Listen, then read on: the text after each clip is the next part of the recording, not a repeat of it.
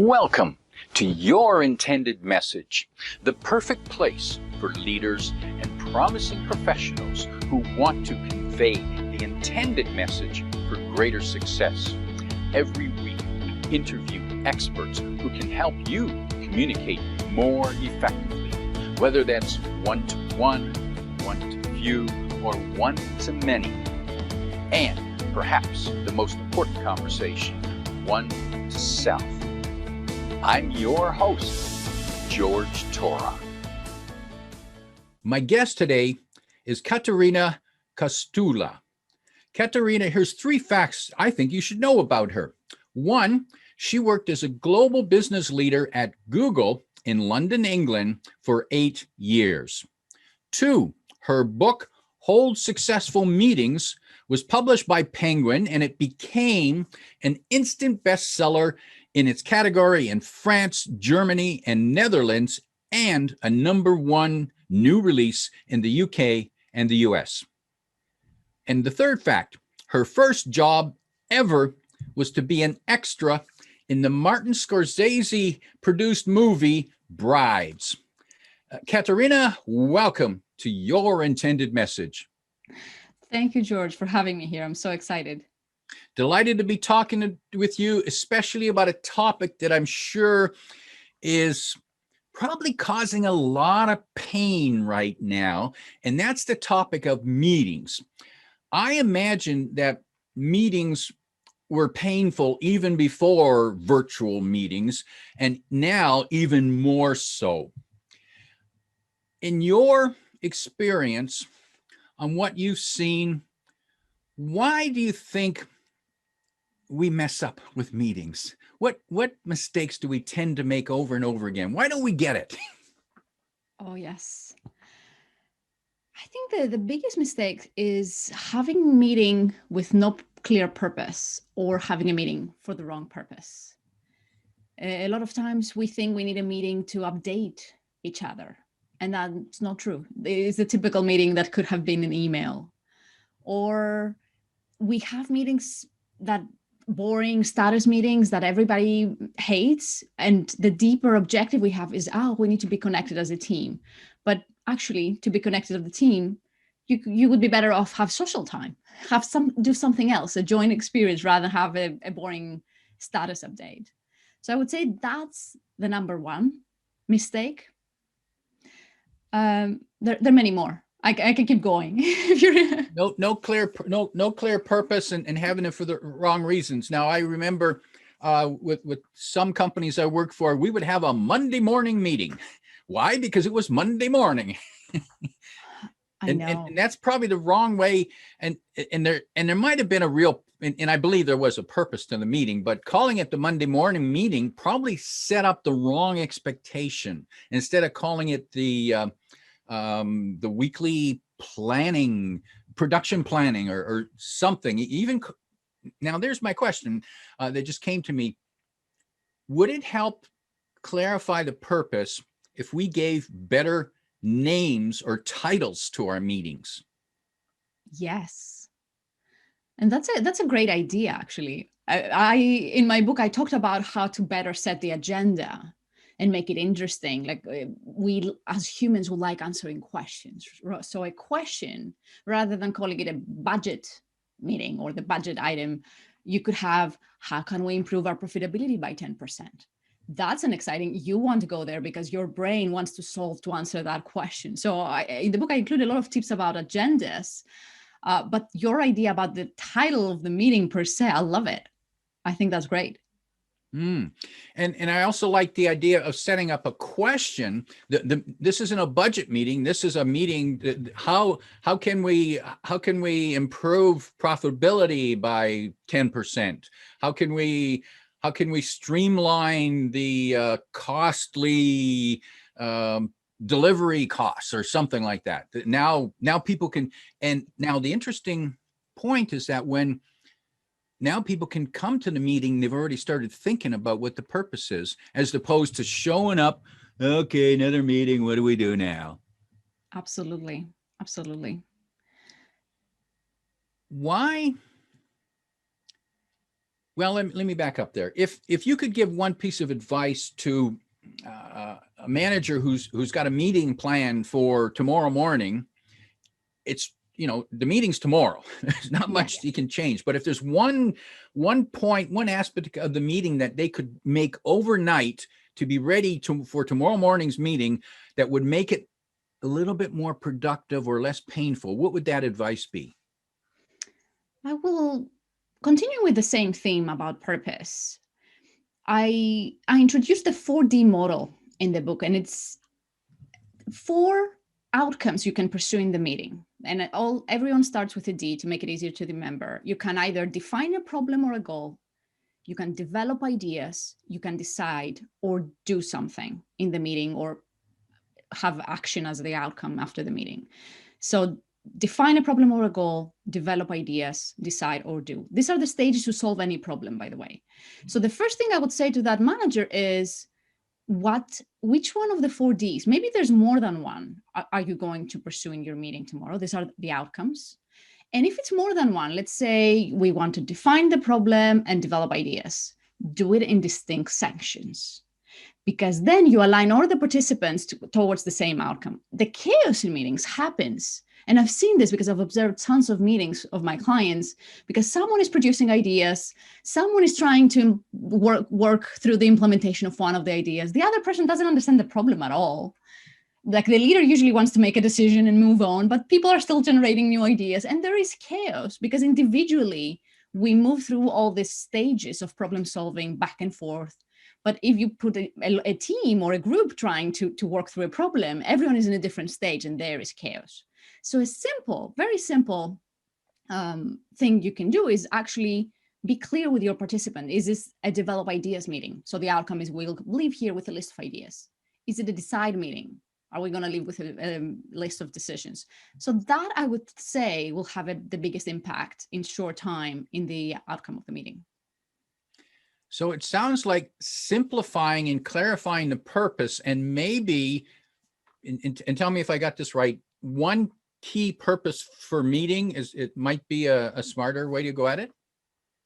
Especially now that you have the luxury of virtual meetings, you can have shorter. Yes. For example, it's a good idea to separate a develop ideas meeting and a decide meeting.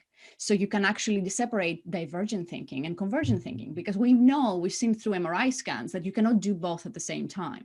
You cannot be in a creative mode when you need to make a decision because you're judging, and this impacts the creativity, right? So if it's an important topic, I wouldn't say like for a small topic have 2 separate meetings. If it's the strategy, I would have a separate meeting to develop the ideas, and then maybe have another meeting to make a decision, or maybe a different group needs to make the decision. You don't need to have the same group developing the ideas. You can have a wider group developing the ideas, but then have a smaller group of people making the decision. Now, I see another problem there. How does one decide who needs to be at the meeting? Do we just invite everybody because we don't offend anybody? Or do we invite everybody because we don't want to, we want to cover our butt, like, well, I invited everybody. No. So there is a lot of research about this. The moment you surpass around 7 attendees, your decision-making capacity reduces. For every person above 7, it reduces by 20% or something. Like, I think that's what the data says. So it's a lot harder to make decisions. When you have too many attendees, you don't go into depth. People will maybe not have an equal chance to contribute. They may be more self-aware and self-conscious because it's a bigger group. Like, as humans, we feel more exposed in a bigger group, so we won't be truthful enough or share the mistakes or the crazy ideas. So there is we need to have the questions I invite our listeners to think, George, about this topic is: who decides? Who is the decision maker on this issue? Who will execute? And who will consult on this? These 3 questions: who needs to consult, who needs to make the decision, who needs to execute, and then be really strict, like explain to people you don't have to harm the relationships, because it's true, like, people want to participate in meetings because they feel excluded, like it's the tribal, I need to belong in the tribe, right? So you need to be careful about this. But if you are to have productive meetings, you need to have the people you need and not more. What about agendas and minutes? Is that still relevant? Should we still do that, or is that just a waste of time? So there are benefits on having an agenda, that people know what we're going to discuss, that they can prepare, that some people can join only on that topic. Again, saving more time, and they, if they know that we have this topic, they don't have to attend the whole meeting. But the tips again for the agenda, we make too many mistakes, right? One mistake we make with agendas is we don't order by importance. So you waste time because you have in the beginning, like it's proven that we spend disproportionate amount of time in the meeting in the first item on the agenda. So you need to be very strategic what item you will be put in the beginning. That's one mistake. Then boring agenda items that we already covered is a different mistake we make. If it's an important meeting, I will have an agenda and I will ask people to contribute to the agenda.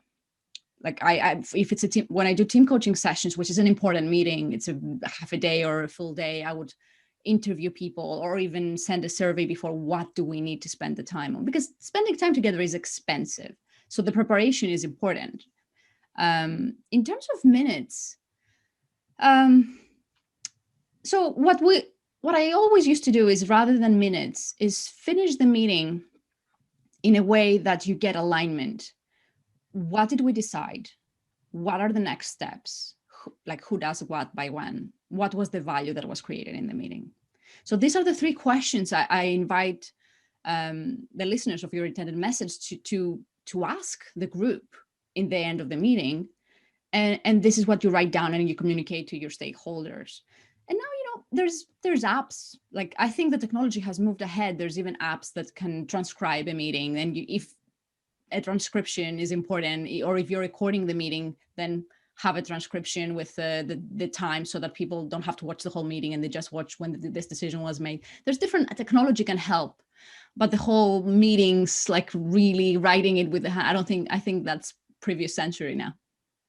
The minutes, yeah. Let's look at timing. Some meetings are held every week, every month, every quarter, because that's the way we do it. And there might be a good reason for the meeting to review things at that point. And then there's other meetings that are just when we need it, when a problem comes up or a new opportunity, and we have a quick meeting. Are there two different approaches to those meetings? Is the regular meeting just an update, and the other meeting, we've got an opportunity or we've got a crisis? And so two different mindsets in those meetings? So I recommend never to have a meeting for just an update unless the update is emotional, like whether it's good news or bad news. As you wouldn't, Georgia, you wouldn't send a text to leave a girlfriend or a boyfriend. I suggest, if it's bad news or even good news, do it in person, do it in all hands, so that people can celebrate or they can process the emotions together. If the update, though, is not an update that you expect will have an emotional reaction, there are better ways. Like, I remember when I used to work at Google, our president will do video selfies and send it. So I would watch it with his update whenever I finish work, rather than interrupt what I'm doing, go to a meeting to listen to an update. Like, as you can see, like in the past, we used to watch TV at a certain time, and now you watch it when you can, right? The business communication needs to move towards this model as well, if it's about updates. What I would say about your question, George, is that it tends to be that the ad hoc meetings, usually they're not as much of a waste of time as the regular meetings, because there is a need. We need to discuss something, whether it's to make a decision. So what do you do, knowing that the standing meetings, the regular meetings, can be a waste of time? And there are different ways depending on the company and the culture. There are some companies that will have it's a hold in the calendar, but someone needs to say, yes, we're going ahead, and this is what we're going to discuss. Unless someone put a stamp on the sand that the meeting is going ahead, they are not going ahead. Some people make them optional. And again, that's hard for the people's psychology. An optional meeting, yes, but some people will join even if it's a waste of time just to be seen or from FOMO, not to miss out. So I would say, yeah, I think having it as a hold in the calendar and having someone to actually say, yes, this meeting is going ahead and this is the outcome we want to achieve will help reduce the wastage of time. It's still, both meetings are 4D meetings, like they need to pursue a 4D outcome, I would say. Now, still on the topic of time, what's the right length of a meeting? And how does one decide how long the meeting should be? Yeah, I'm not going to give a very good answer on this, George. The answer is it depends, as you might have expected. Because you have, for example, you have Richard Branson from Virgin saying he's having 10-minute meetings for one single topic, and he doesn't think that any meeting should be longer if it's one single topic. Or Marissa Myers, that when she used to be at Yahoo, she had 5-minute meetings. So you have that end of the spectrum. But then you do have, when I work with teams, we do have 4-hour sessions, right? Because it's a team coaching session. We want to have time to have the difficult conversations that the team has been avoiding. So for a team coaching, or when you're discussing something strategy, or in a team coaching that you're discussing the challenges the team is facing, it would be counterproductive to have a shorter session, because what I wouldn't want to do is open the difficult conversations and not allow time for people to express themselves, reflect, share, feel heard. So depending on what you want to achieve, sometimes you'll need more time and sometimes you'll need less. Now, I suppose there's two ways that a person, an attendee, might leave the meeting. They might leave thinking, gee, I wish we had more time. Or two, they might leave and say, that really dragged on way too long.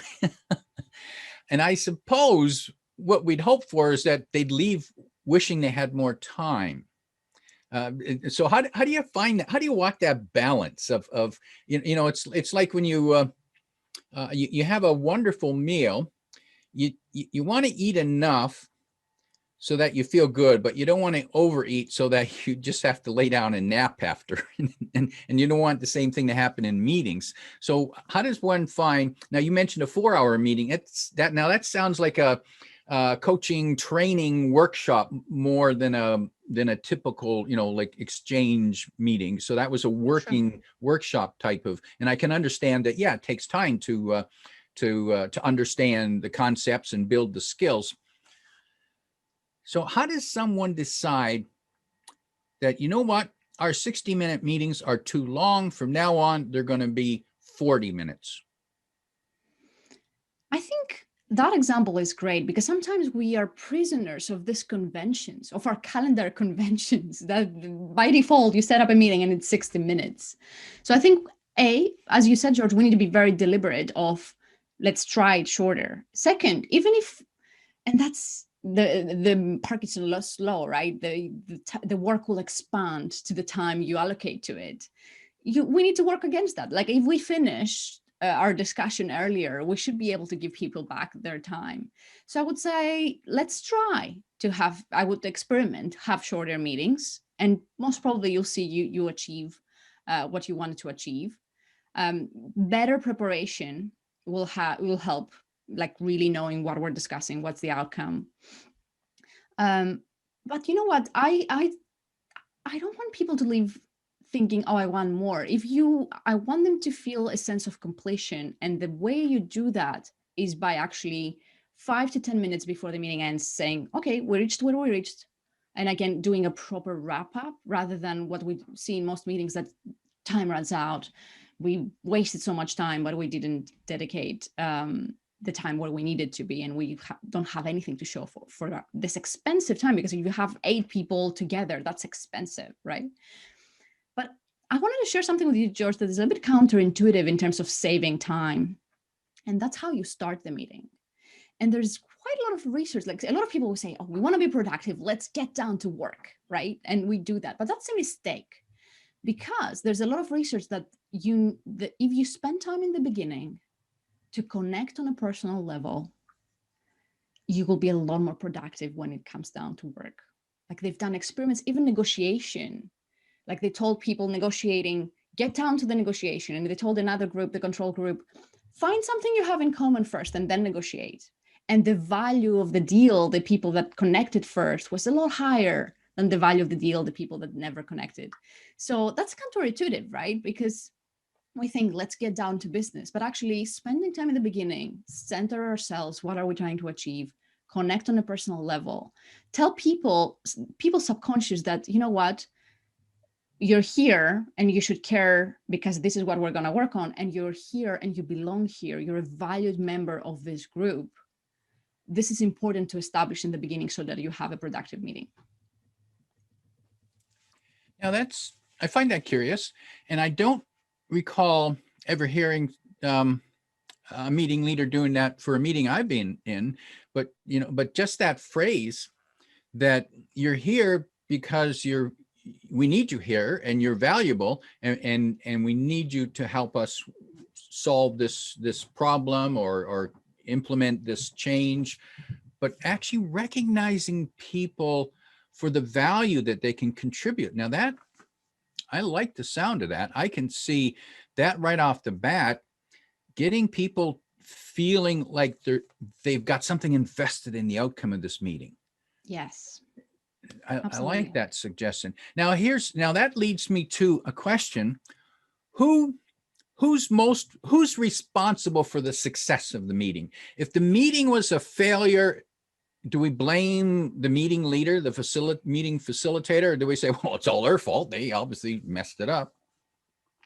I think everyone should share responsibility, but in order to do that, again, I think in the beginning, if it's an important meeting, you should do some, coaches, we call it contracting, right?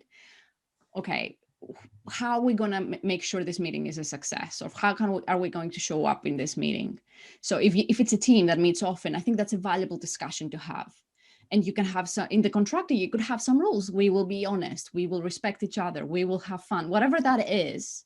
You can do some contracting in the beginning to make sure that every team member takes responsibility for everyone feeling included and psychologically safe. That said, again, research says that especially on inclusion, the leader has a disproportionate responsibility on whether people feel included and psychologically safe.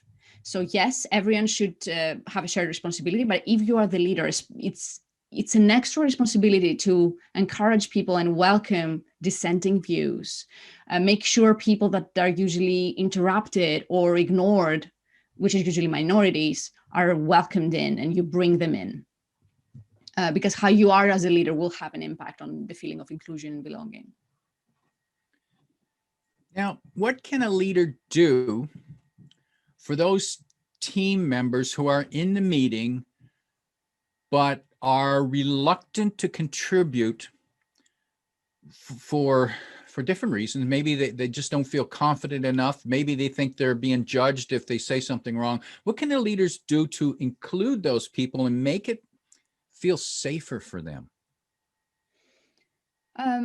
A few things. First, again, when I suggest connect on a personal level in the beginning, the leader sharing mistakes, for example, it's a great example. Like Pixar, who's a very successful company, when they hire new employees in their onboarding, the leaders go and share the mistakes the company made.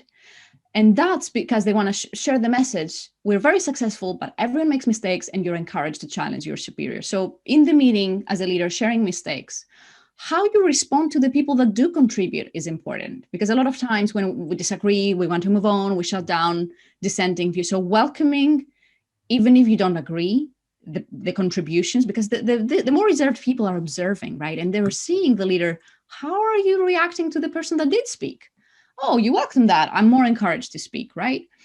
Create a structure. Like if we have these boring meetings with presentations, if I'm a little bit reserved, when am I going to speak? Like, will I interrupt the presentation? Maybe you can let's do a round robin and everyone shares an opinion.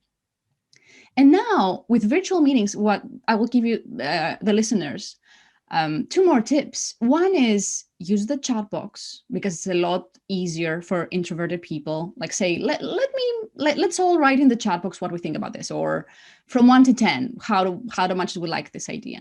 And also using breakout rooms, because again, introverted people feel a lot more comfortable in smaller groups.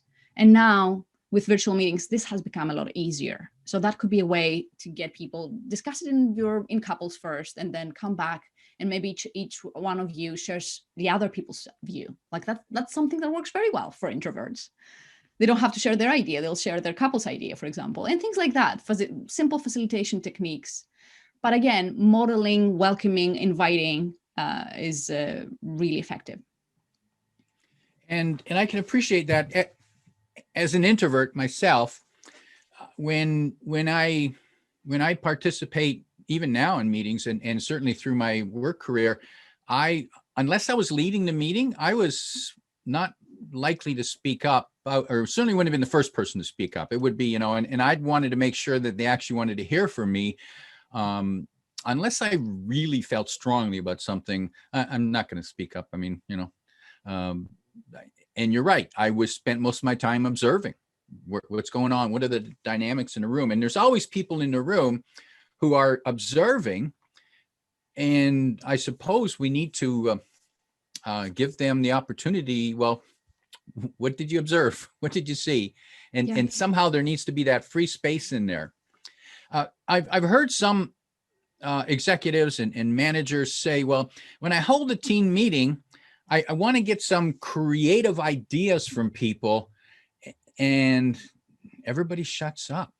Like no one offers anything. What am I doing wrong? What can I do to encourage them to offer creative ideas? I love this question. And the first thing that our listeners of your intended message can do is ask people to write down their ideas individually first. That's huge, because when you write, you pose the question, and a good way to pose the question is the design thinking. How might we achieve X, right? And then ask people write individually, because then they don't have the social anxiety. They are themselves writing the ideas. They don't block each other because they have to listen at the same time, produce ideas. So you have more quantity of ideas. You have more crazy ideas because you're not afraid of people judging you, because it's you and yourself writing. But then you also need to share the ideas, because maybe something that someone says sparks off a new idea. So I would say the first tip is write your ideas individually first. If you want to spark the creativity, you can actually use different reframes. So what I do usually with the teams I'm leading the meeting, I will say, how would we solve this if we were Apple? How would we solve this if we were Cirque du Soleil? How would we solve this if we were the army and we needed like precision, military precision? And that sparks different ideas. So doing some kind of guided ideation that you offer people stimuli when they're writing their ideas. And then we share and be inspired by each other's. Do you want one more tip about if that doesn't work? I'm intrigued. Yes, and I like the idea. How would we solve this if we were Apple? How would we solve this if we were the military? How would we solve this if we were ninjas? Yes, why not? The other thing I recommend, if there's a team that there's some social anxiety, they don't feel very comfortable with each other, is frame the problem in a negative way. For example, if it's a brainstorming, how can we please our customer? Frame the brainstorming, how can we really annoy our customer? And have them brainstorm on that, because there will be laughter. There's no pressure to come up with good ideas. All the ideas are bad. And this could unlock some extra creativity, because if you come with many ideas to annoy your customer, if you turn them on their head, there'll be some good ideas to serve the customer there. I like that idea, because I imagine it appeals to the silliness, the humor in people. Let's have a little fun. And you just gave us permission to annoy the customer. So yeah, I can think of great ideas to annoy the customer. And along the way, we're being creative. And now we just need to flip those creative ideas and probably have something useful there. So that's a fabulous way. I like that thought. And I don't recall ever being in a meeting where someone has done that. It's always a, well, we got to solve this problem. Hurry up. We got to get the problem solved. Come on, get your thinking caps on. Come on, what's the matter with you people? Can't you come up with something? Yes, you're so right, George. And now, meetings can be an energy drain. Yes. How can we flip that to make meetings, is it possible to make meetings be an energy inspire, an energy creator? Can we walk into the meeting like this and then come out, whoa, that was a great meeting? Can we do that? What's your experience? Has this happened ever to you as an introvert? I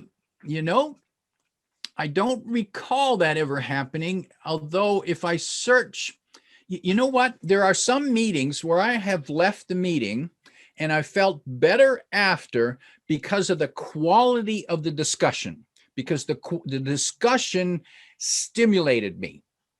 Yes. And I had a chance to participate and listen to stimulating conversations. And yes, so in that case, I suppose now that I think about it, in those cases, I've left the meeting feeling better.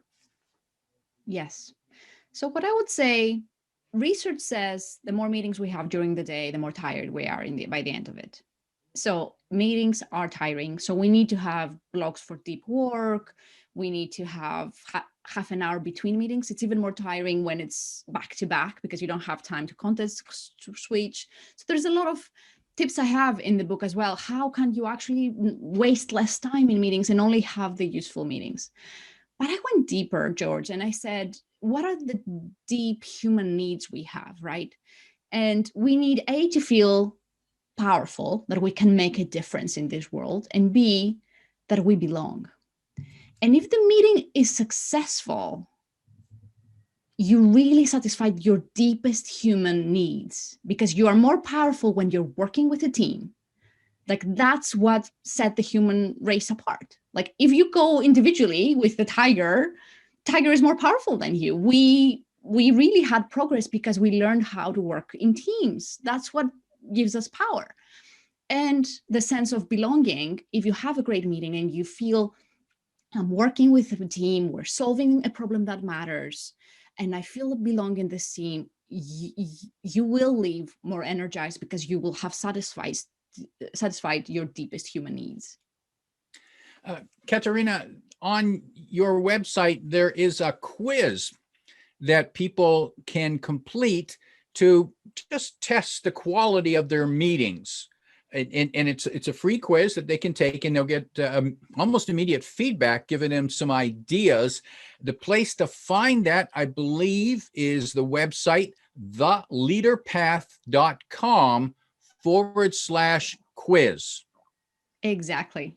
Yes. And when they're there, they can complete the quiz. And one of the benefits of, not only will they get an analysis of how they complete the quiz, they also get access to the first 4 lessons of your course, Hold Successful Meetings. Yes, they do, for free. And at the same time, if they want, they can also learn more about your book, Hold Successful Meetings, because I don't know anyone who can't improve the quality and the benefit of their meetings. It's an ongoing.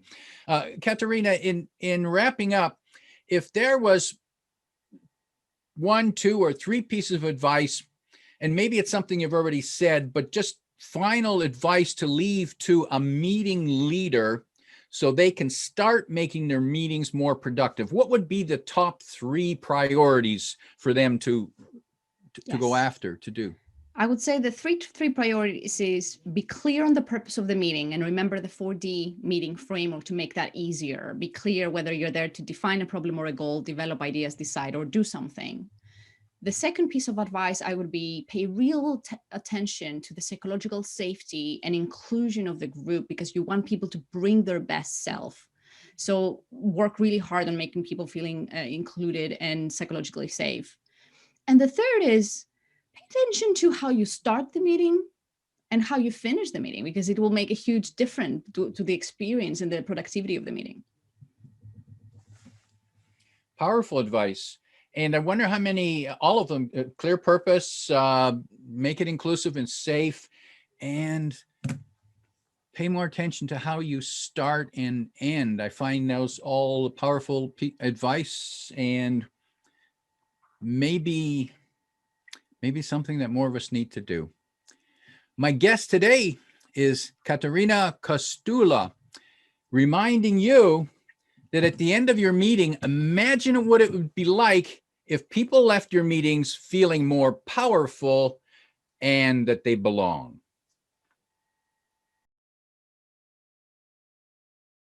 If you like what you heard, remember to like, comment, and share this podcast. Come back every week for more practical insights to help you convey your intended message. I'm your host, George Torok.